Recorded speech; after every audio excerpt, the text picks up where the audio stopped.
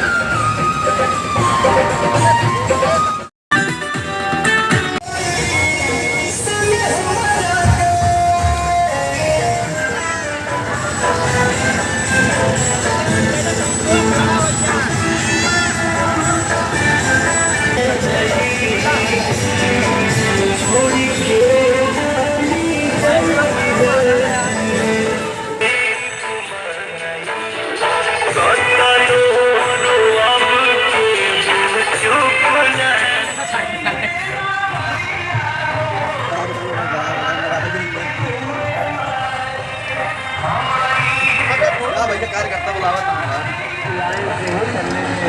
सबसे ज़्यादा